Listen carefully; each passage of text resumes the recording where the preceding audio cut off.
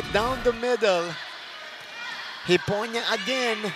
Kagigla with a better first ball. Moming! Puts it down. And she puts Arellano at set point. Moming Padillon.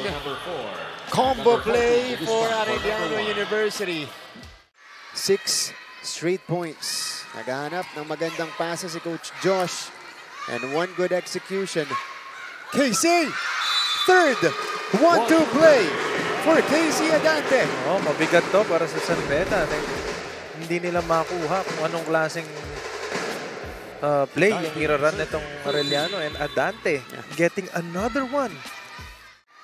We see Angel there getting treated on her left leg. Tudlasan. KC has been the difference maker. Make that 4 dumps. 4 1-2 plays now for Adante. Set point. Look at that. Kita mo naman yung pagdala niya dun. Siya magdidictate kung gaano kaganda yung magiging set ng setter. Ooh. Sam is denied. KC at the net. This is Santa Cruz. Castillo. Cañete. Tira-tira with a rejection, but it's still alive. Adante to Sam. Tira-tira. Arellano retaliates. Oh, pinaramdam nila sa San Beda ngayon na hindi pa ito tapos.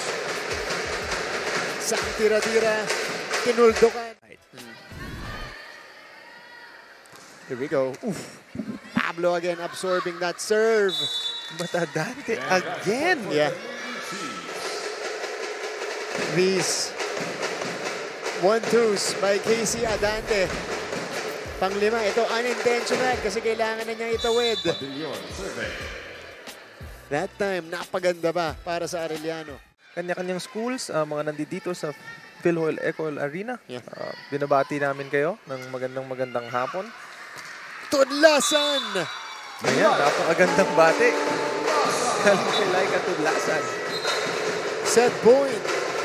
Arellano. Wind up. Put down by Laika Tudlasan. Oh. Hiponya.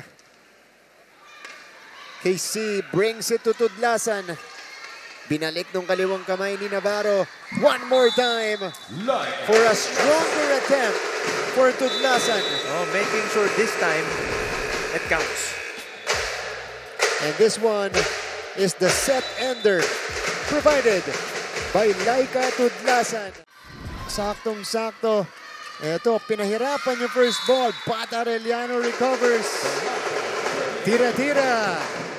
Oh, may ang ganda nung set ni Adante doon, oh. Parang hindi aabot pero isang kamay na lang. One-handed tap. San Beda is trying to extend this match. Gina Espina, secondary setter, starts. De Guzman! Wow!